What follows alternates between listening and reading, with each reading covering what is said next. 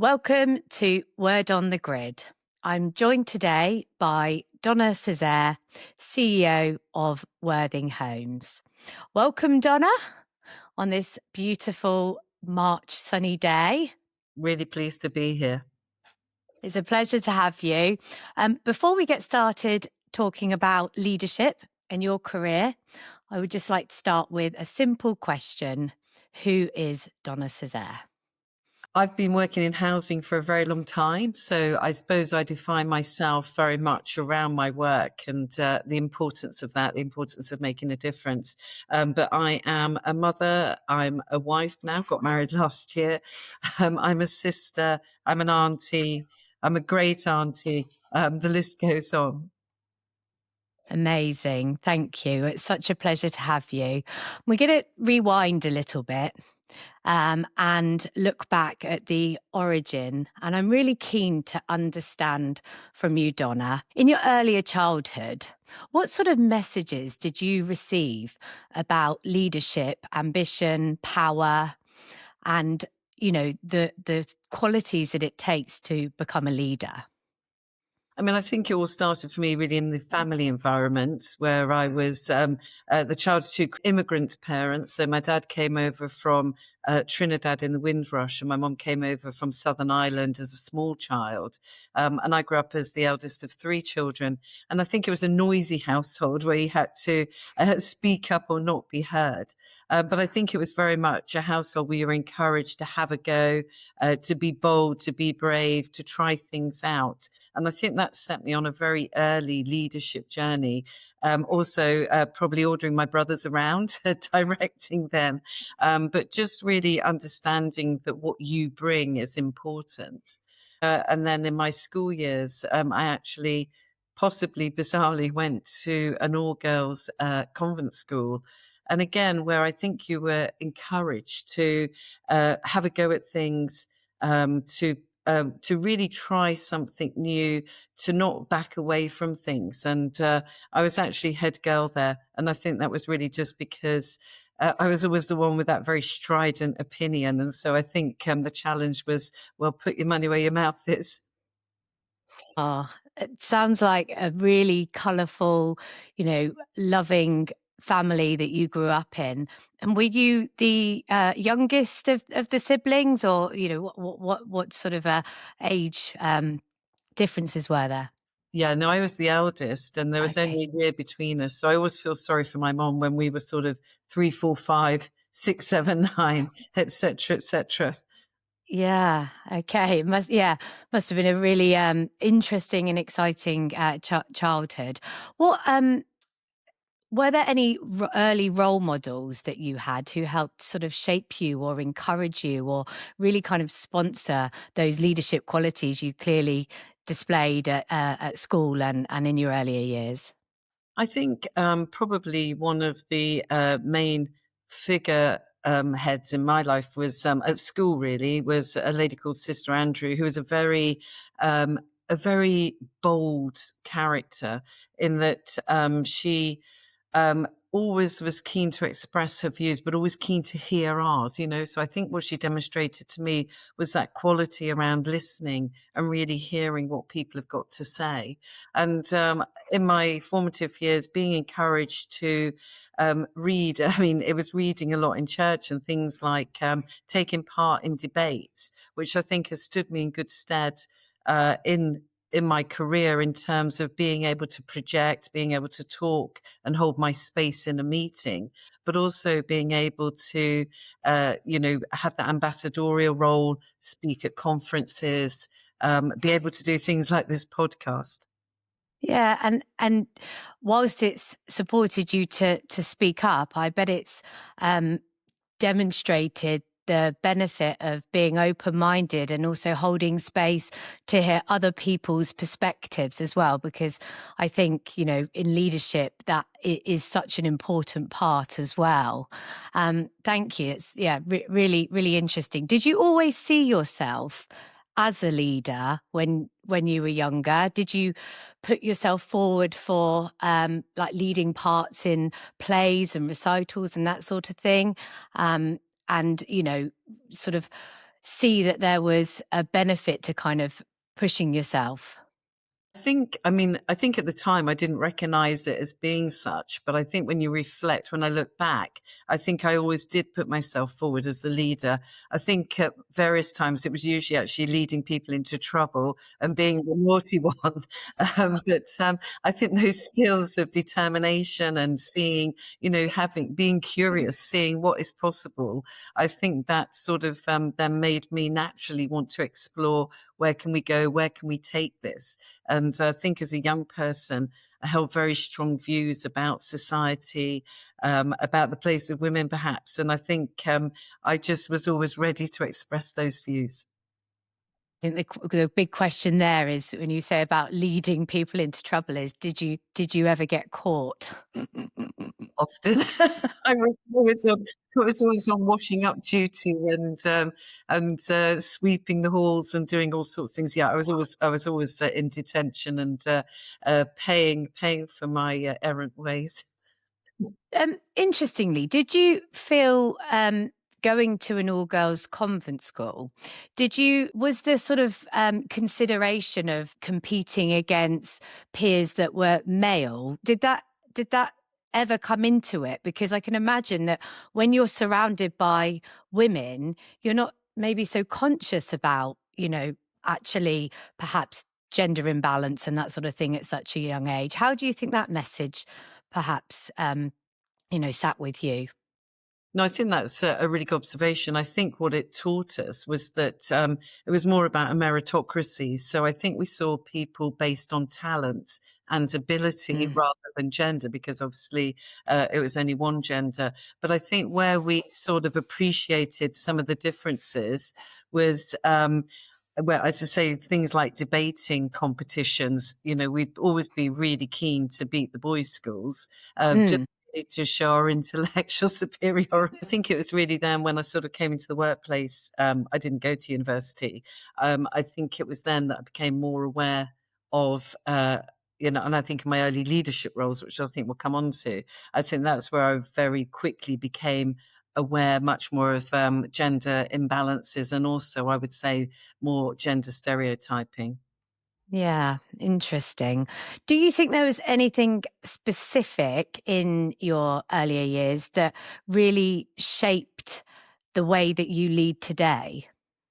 Yeah, absolutely. I think for me, the biggest thing is about being a compassionate and authentic leader. And I think my early years helped me to, I think, really appreciate the value of the individual. And I think, and being able to see the person, being able to see beyond um, uh, gender or anything else, but being able to see what the individual brings and what they're really capable of, and really valuing that difference that everybody can bring. Yeah, no, I agree. I think it's not comparing people, and it is understanding that everybody is unique, isn't it? So yeah, that's really interesting. That message came through at such a young age. Um, so let's talk about the journey from here then.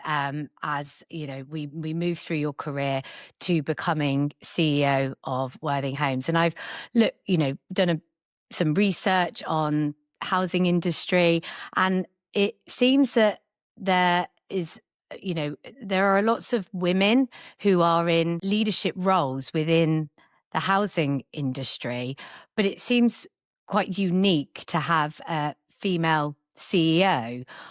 I mean, I know you go to all sorts of conferences, and do you find yourself at that very top level as CEO, surrounded by lots of men in your industry? I think, in fairness, it's changed over time. So I took on my first exec director role in the early 90s, in 93. And I can remember going to the sort of annual conference of the whole sector. And I can remember standing, there was a circular walkway, and I can remember standing at the top and seeing very few. You could pick the women out because we weren't wearing black or grey suits. Yeah. It was, it was a sea of black and grey. So it was very visual. And I think if I had that observation now, I would see many more women. So I think it's been a very gradual thing. And I think there's been a lot of work in our sector to proactively tackle the gender imbalance, and also to look at encouraging and finding ways to encourage much more diversity in our leadership across the sector. So I think housing as a sector is very attuned to creating more diversity. And but I think there's still probably an imbalance. So we're very much a sector that has a lot of women in the lower ranks, if I can put it like that. And Mm, go further up, I would say there's still an imbalance. There's still many more in the exec and the CEO ranks than there are women, but it's definitely mm. changing. Interestingly, I ask a lot of my customers and the executives that I work with. I always ask the question of who's the best female leader, and nobody is ever short of coming up with female managers or functional directors or heads of, but very seldom can people think of the best female leader, CEO, managing director they've worked with. And actually, that's how you and I were introduced, wasn't it? Because a mutual connection of ours, Chris, he actually put your name forward and really advocated the time that he'd worked with you, and talked about a lot of the qualities that you brought as a female leader. At what point did you realise in your earlier career, maybe in your 20s, that leadership was the path that you were going to go down? I mean, I think I recognized it quite quickly. And I think, and when I look back, my trajectory, when I'm talking to my colleagues now, or I'm mentoring people now, my trajectory was very fast. And I don't know if I was just able to have a lot of opportunities very early on in my career. So I started as a housing assistant in 1987 and got my first exec director post sort of six years later. But I very much saw myself in that role. And I think there is, I think it's really good to imagine yourself in that role, to think about what you really want. And something I did then, and I've done for many years, is that each year really thinking about what do I want in the coming year, and actually committing that. What I encourage my team to do now, in January, is write a letter to themselves of what they're going to do in the coming year. Then I ask them to put it into a stamped addressed envelope, and I send it back to them in December, because the research shows that if you plant these things in your subconscious, they're much more likely to happen. So I think from a very early age, I think I read an article about that and thought I'm going to make this happen. So I think that's sort of a determination. But I think I was lucky in my first appointment in that I was probably very, very green, but somebody saw something in me. That's amazing. I want to hold that thought. I want to hold that thought about what somebody saw in you. But I just want to take note of something else that you said, because I absolutely love the writing a letter. I think, would you say that that's like maybe a bit of a form of manifestation? I think it totally is. And something my daughter and I do, we've been doing for a few years now, is on New Year's Day, we sit surrounded by, I sort of get lots of magazines during December, and we sit on New Year's Day, sometimes with a hangover, and we just make a vision board for the coming year. And now my daughter, who's 23, would call that our manifestations. But again, my experience tells me, I mean, it's a bit of fun as well. And then we use that board. We both usually use it as our background, our screensaver on our iPad or whatever. So it's just there going on in the background. It's like that, the background operating board in your head. I hear you, and I love that, and I do exactly that. Maybe not as disciplined as doing it on the 1st of January. I think that's wonderful, and I love that you do it with your daughter. I have a 4-year-old daughter, and these are little tidbits that I'm gonna pinch from you, because I just think that's absolutely wonderful. Oh yeah, amazing. So going back then to this person that saw something in you, because it clearly worked for you. 6 years to go from being first sort of job in housing as a housing assistant, housing officer, to then moving into your first director role, that was quick. That strategy, that article that you must have read, in your much earlier years clearly worked for you. So who was that person? Are you happy to share a little bit about the person that Yes. perhaps gave you that courage? I am, because something he did for me, I think listeners might find interesting as well. So it's a guy called Chris Kenny, and it was Gloucestershire Housing Association. And Chris was a bit of an anarchist anyway. He wasn't somebody who always followed the rules. He was somebody who looked to do things and to make things happen, and was very innovative and creative. And when I started on my first morning, there were two things on my desk. One was a vase of flowers from my team, which I thought was lovely, and the other was a handwritten note from Chris, well, a letter actually, giving me his pearls of wisdom about, you're not arriving here as the ready-made leader, and here are some tips from my experience. And I've actually produced that letter and shared it with various people over the years. And some of the nuggets of gold, I think I'll just pull out my favorite one really, was he said to me, you need to be chameleon like. And at the time, I didn't really understand, sorry, what he meant. And I was thinking, oh, is that authentic? Does he mean you've got to pretend? But that wasn't what he meant. What he meant was you need to be live to your surroundings. You need to be that situational leader. You need to be able to read the room, read the people, and then respond accordingly, manage your emotions, and be the best leader that you can be in each situation, but recognizing that each situation is different. So I think that was one of the things I've always taken forward and really used, and that's been really helpful.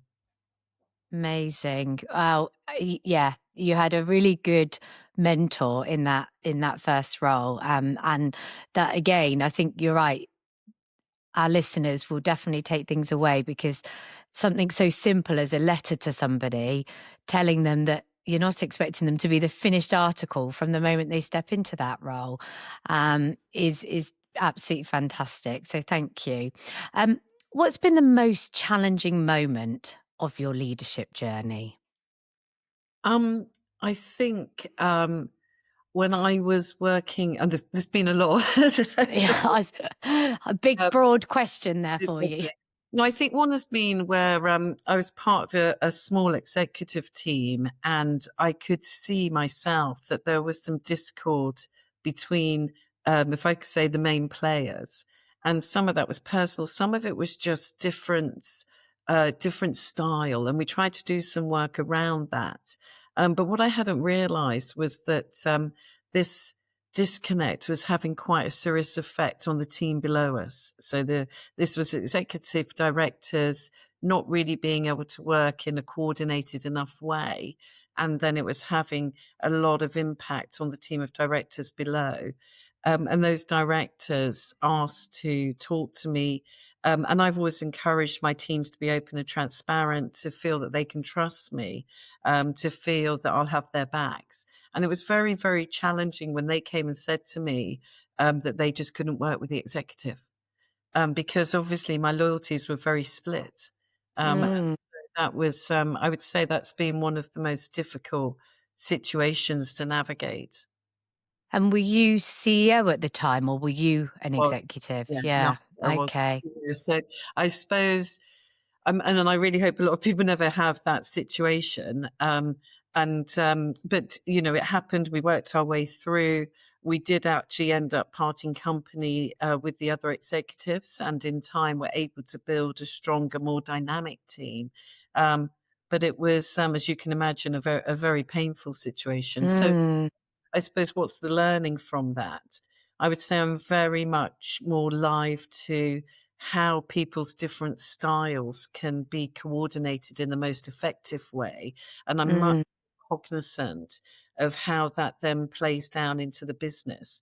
And so in my mm, current team, what I've been trying to build is that for the executive and the heads of service, and collectively we call ourselves a senior leadership team, we are building ourselves as we're team one. So it's a little bit like when you get married, isn't it? Your team one becomes your married team, and Mm, your family becomes team two almost. So your mm, perspective changes. And so I'm encouraging my current team to we work together across the business, and we build ourselves, we build our strength as that top team, and that's our team one. And then the functional lead is team two, because some of the antagonism comes because people are kind of seeing team one as their functional lead. mm. It's really hard to get that trust back, isn't it? It's much easier to get it right and put the effort in, focus on that collaboration and harmonious working in your team one. And also you have a responsibility to lead the way to that team two, your heads of or your functional directors. How can you expect them to adopt then really good working practice and cohesive behaviors if they're not seeing that from the executive? And once that trust is gone, yeah, I think it would have been a really uphill battle to get that back. So yeah, thank you for sharing that. Um, what have you? Does your leadership style change much when you're under pressure? You're so calm and measured in your approach, and everything I've read about you, and through meeting you myself, you seem to have this really values led. Open mindedness. Does that ever change when you're feeling under pressure? I think over the years, I've learnt to manage my emotions more effectively, I would say. I'm quite a tigger person anyway. I'm quite excitable. So Yeah. when I'm under pressure, that probably doesn't really look a lot different. But I think what does change is I think I'm more considered in terms of my reactions to things. And I think it is that piece around emotions into behavior. And I think for women, that's something that we potentially, I think, this is very sweeping, but I think a lot of women perhaps wear their emotions much closer to the surface. Mm, I think when you're under pressure, I think we have to work a little bit harder to manage those emotions in terms of how they manifest and the behaviors mm, that come out. So I think I'm more mindful of that, and I think, and part of it for me as well is this piece around, and I think these days we're much more aware of having a balance and looking after our own well-being is just as important as anything else. And I think that's so key when you're under pressure, to make sure that you're looking after yourself so that you're in the best shape to cope with that pressure. absolutely. It does start with number one. And it's that old saying of, love yourself first. And it's so important. You've mentioned emotions a few times. And it's a subject I'm really interested in because I think when we were growing up, I certainly do not remember ever at school being taught about emotions. Do you? I mean, it just was not a thing. And interestingly, I was having a conversation with my 10-year-old boy the other day because I'm very conscious about being a mother to a young boy, and encouraging him with emotions. My daughter, 4-year-old daughter, no problem at all. But my boy, very different story. What sort of encouragement do you give your team, whether it be your executive team or, aspiring leaders in the business to accept emotions and the message that emotions are healthy? Yeah, I mean, I think it's absolutely key, and I think underlying to that as well is the whole notion of emotional intelligence. And again, Mm, to your point, I think it's probably only over, I don't know, it's probably the last 15 years, which I know is quite a long time, but the whole concept of emotional intelligence and about leaders needing to have that. And for me, mm, that's probably more important than a lot of other traits. So I think it's really important that we encourage people to have time to reflect, have time to unpack emotions. And certainly the sector that I work in, we deal with a lot of vulnerable people. And I'm conscious mm, my team have to often be dealing with highly charged, highly emotional situations. And so it's really at different levels. So I think in terms of then having emotionally developed leaders, it's absolutely Mm, essential that we understand the pressures that our colleagues are working with. And, on one level, we've just introduced formal sessions of reflective practice for our colleagues with a qualified psychologist. But I think it's also about creating an environment where people can actually speak up, where they don't feel silly to say something or they don't feel embarrassed. And one of my key determinations in my role, if you like, is creating an organization that's very inclusive. And by that, mm. I mean, people can come and be their authentic selves. They don't have to come in and leave part of their personality at the door and have to act in a certain way. I mean, clearly they need to be professional. But to your point around emotions, I think people should be able to come in and be able to express themselves in the way that is meaningful for them. Yeah, no, that's amazing. I think, we were all taught in our childhood and, into our early careers. I certainly remember, in my 20s that you were taught to be resilient and almost leave, control your emotions. But actually, emotions are sometimes not controllable, are they? And especially if somebody's going through something outside of work that is creating a sense of loss or grief, it's understanding that and creating space for that, naming that, allowing people to have that space to sit with those emotions. So brilliant. Well, I think you've actually gone on to one of my questions was about how leadership evolves over time, and obviously you've been in leadership. You said since I think probably I'm trying to work it out. If you sort of started working around 18 and you got your first director role 6 years later, you were really in your early 20s. So I'm sure you've seen, you know, you've had probably a lot of mentors. You've shared, about a fantastic mentor that you had in your earlier career. But are there any other things you've noticed, having been a leader for a fair few years, that you can share with us? I think that for anybody who wants to be in a position of leadership, I think it's also thinking about what drives you, to this point about authenticity and really thinking about what do you want to get out of your role. So I see part of my legacy is having that. I mean, it's an honor, but also having that responsibility about bringing the next generation through, thinking, where is the next generation of leaders and what can we do to support them? And as you say, I've had some great mentors, and I really enjoy mentoring and coaching colleagues, but just also looking for different ways to create opportunities, whether it's sideways moves, whether it's shadowing somebody, whether it's just hearing voices of, hearing opinions. So I recently met with all of the colleagues in my organization under 30 because I thought, I really want to hear what's your experience been like? What are your aspirations? Yeah. What can I do to remove any barriers?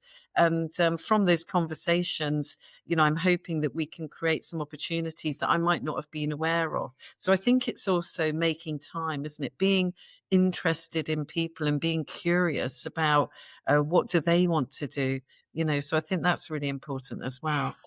I love that piece on visibility. I think that's wonderful. I don't think it's always so obvious what a thirst there is at, such a young age for people to have exposure to the person who's at the very top and actually just taking the time. What made you think of that idea, Donna? I love it. I'm always thinking about, I had a lot of opportunities, but also I was able to create opportunities. And I'm always curious about what can I be doing? How can I be challenging myself, but in a way where I can support and champion others? And I think it's just that, wanting people to do well and really get the most out of it. We spend a lot of time at work, don't we? And I want Mm. to really enjoy it. I was doing an induction yesterday with new colleagues, and I felt I could just say to them authentically, we spend so much time at work. I really want you to enjoy your time here. I want you to feel part of things. I want you to really get the most out of it. So I think that's part of my driver, to just then be looking, and what can I be doing? Challenging myself. What difference can I be making? What can I be doing? And yeah, so I just really enjoy that anyway. And I enjoy getting out and about. And I like to encourage my top team as well. We start each of our senior leadership team meetings with a check-in. And where have you been? What have you seen? What have you done? Because sitting behind a desk doesn't really give you enough insight. You're a much better leader if you've been out and about and you understand your people, understand kind of our customers and what we're dealing with. So I just think that experiential leadership is something that Mm. I'm very keen to promote. It's such a humanistic approach. I am just talking about inductions then and onboarding of new people. I was at a grief event earlier this week, and I heard a really interesting concept from the CEO of an adult hospice. And that was, when you have a new employee starting your business, a good question to ask them could be, are there any dates throughout the year that are particularly challenging for you? That Yes. could be an anniversary of a loved one that they lost, and that sort of thing. And I just think that humanistic approach, just being aware of something and knowing that around, the anniversary of a death of someone they loved, they might be a bit quiet or something, was a really nice touch.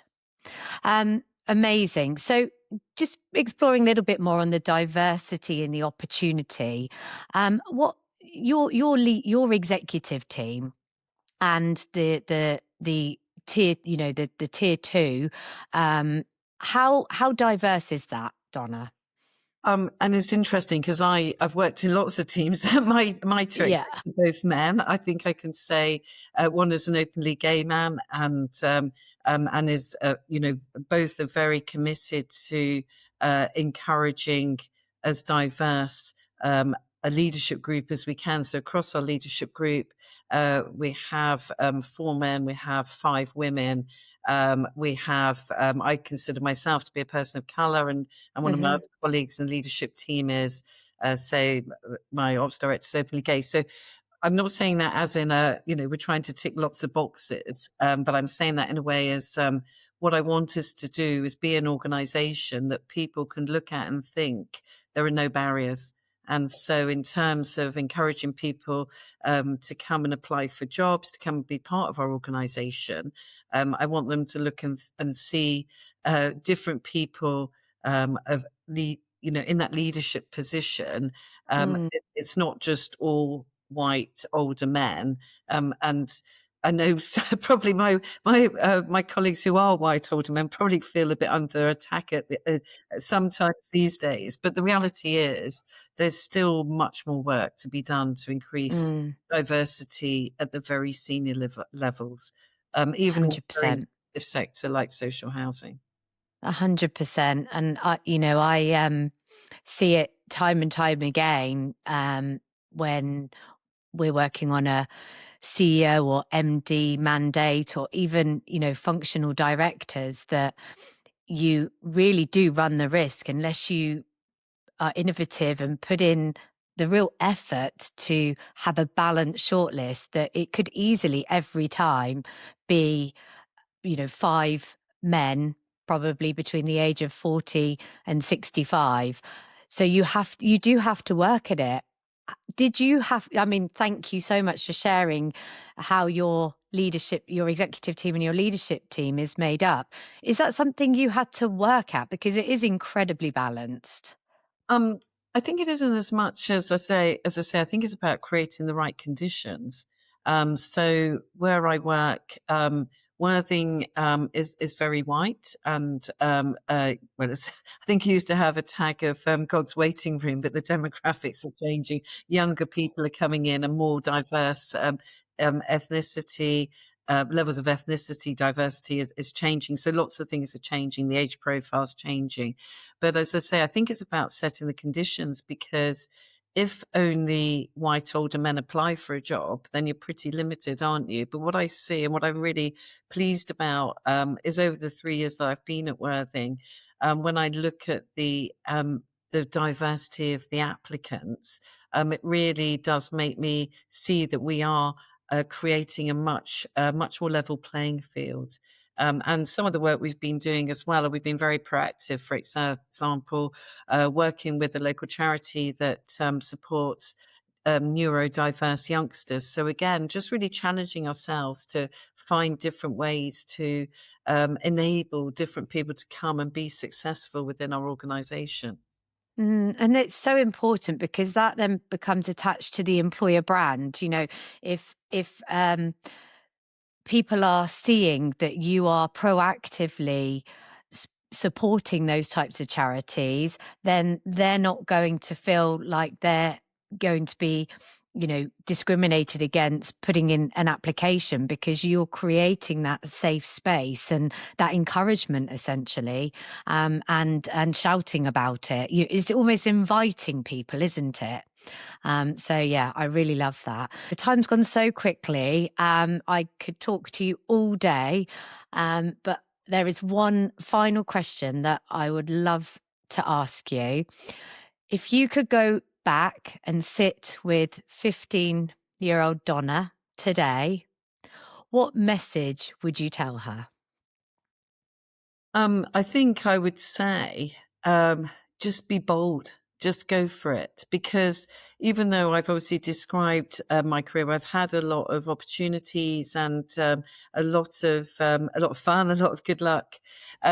I think there were times where I doubted myself, and I think there were times where I was thinking, "Am I good enough?" or "Should I really go for this?" I mean, more often than not, I probably did. But I think that whole piece around just go for it, just try it out, because what's the worst thing that could happen?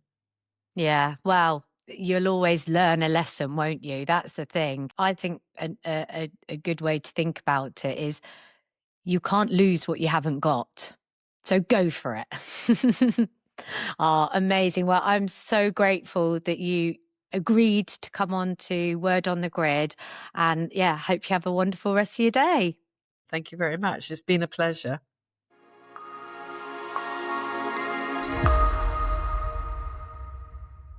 I've absolutely loved this conversation. And our audience, if you've enjoyed it too, we've got many more inspirational leaders joining us on Word on the Grid. So please subscribe and we'll see you next time.